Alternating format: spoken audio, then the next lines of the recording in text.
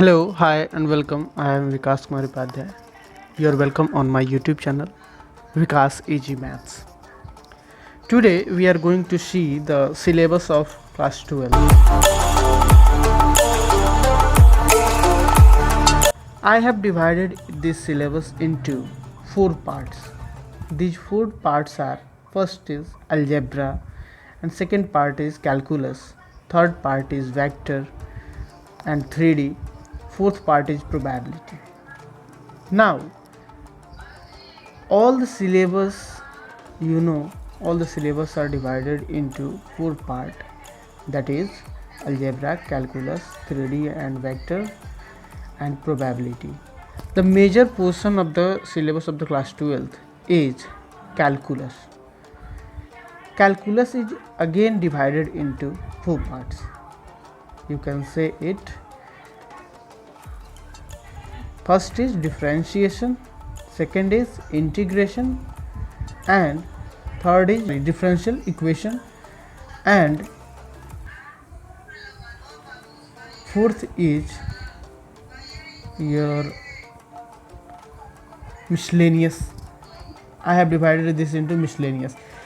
There may consider it also application of derivative, application of integrals, etc. In this miscellaneous we will study. Okay, now 60% questions from calculus will be asked in your examination, board examination. 20% questions asked from algebra, and 10% from 3D and vector, and 10% from your probability. Now we will talk about the basic concept you needed to study the class 12th. Class 12th is very less, you can say it is very less related. Only you have to learn about trigonometry. If you have completed your trigonometry concepts in class 11th, then you will feel very easy to learn the class 12th math. Okay, now what is needed for the learning the class 12th? Okay, what are the basics concepts for your class 12th? The first is you need to know the trigonometric formula from class 10th and 11th, so on. And next is basic of limits, something, not more. Trigonometric formula of class 10th and 11th, and basic of limit. The third one is you need to know the functions. If you have not studied about the functions, then I will explain it in this lecture video. Okay, please see to the last for basic functions. Now we will talk about functions. The function is denoted as y is equal to fx. As you have learned in class 10th in polynomials, that every polynomial would be represented in fx, ft, etc, etc. But in class 11th or 12th we will learn about these concepts that y is equal to fx. We have learned, हम लोग इसमें देखेंगे कि y जो है वो fx को represent करता है.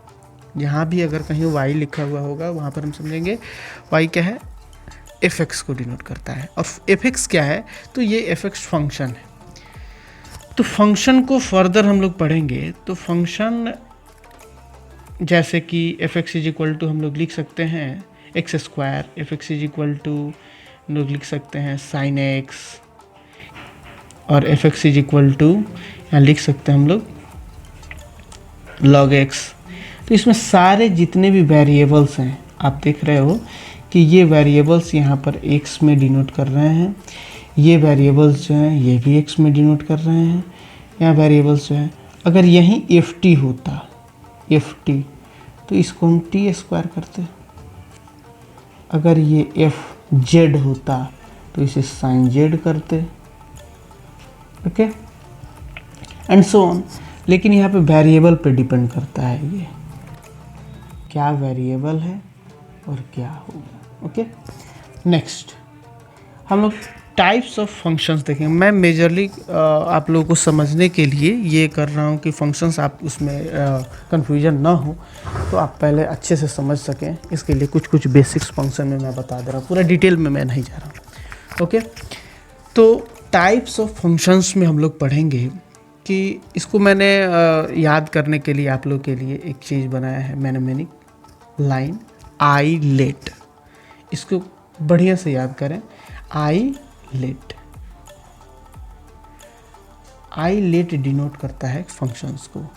There are 5 types of functions, that is I L A T E. I for inverse function, L for logarithmic function, and A for algebraic function.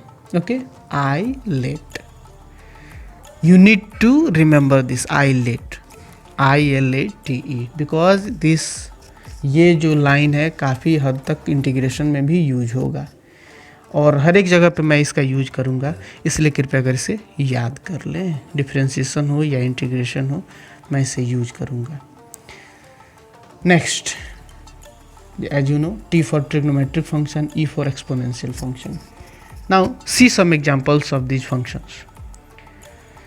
Inverse function, inverse function कैसे denote होता है? y is equal to sin inverse x।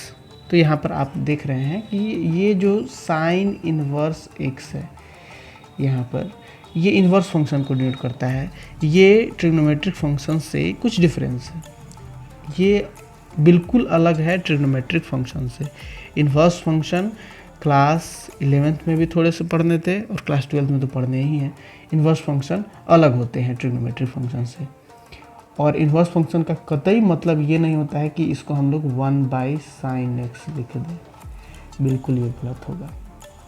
इसमें confuse मत होइएगा, क्योंकि sign inverse x बिल्कुल अलग ही है, ये ट्रिग्नोमेट्रिक हो ही नहीं सकता।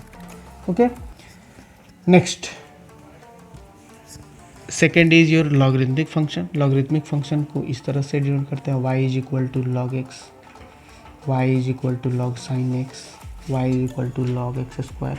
तो देखिए यहाँ पे जो मेजर जो फंक्शन डिनोट करता है लॉग एक्स, यहाँ पर भी लॉग एक्स, यहाँ पर लॉग एक्स जो है। फिर आता है आपका एल्जेब्रिक फंक्शन। एल्जेब्रिक फंक्शन तो आप पढ़ते आ रहे हैं, क्लास 10 से ही पढ़ते आ रहे हैं। y is equal to x square plus 2x plus 3, y is equal to x square plus bx plus c, y is equal to x to the power 5 3x cube plus 2x square plus 5x etcetera etcetera and so on. ये सारे algebraic form में होते हैं, आप जैसे देख रहे हो। Next, trigonometric function. Trigonometric function आप जानते हो, क्लास 10 पे पढ़े हो, sine x, cos x, tan x. फिर है लास्ट वाला LATE, E for exponential function. This is very new for you, ये आपके लिए काफ़ी नया होगा। e to the power x, जिसको ex भी बोला जाता है, एक्सपोनेंशियल फंक्शन होता है। e to the power sine x भी हो सकता है, e to the power tan inverse x भी हो सकता है, e to the power log x भी हो सकता है। मतलब कि बेस में e होगा, e, ये e जो है वो डिनोट करता है कौन सा फंक्शन? Exponential function. नाउ अब हम लोग नेक्स्ट वीडियो में देखेंगे कि डिफरेंशिएशन के लिए क्या क्या बेसिक्स हैं। ट्रिग्नोमेट्री के बेसिक्स को जानने के लिए, जैसा कि ट्रिग्नोमेट्री में हम लोग जाने हैं कि ट्रिग्नोमेट्री बेसिक्स ज़रूरत है क्लास 10th और 11th के फार्मूला का, तो कृपया करके आप डिस्क्रिप्शन बॉक्स में देख सकते हैं कि इसमें कुछ फार्मूला को मैंने PDF फॉर्म में देने की कोशिश की, वहाँ से डाउनलोड आप कर सकते हैं। Okay, thank you for watching. Please like, subscribe and share with your friends.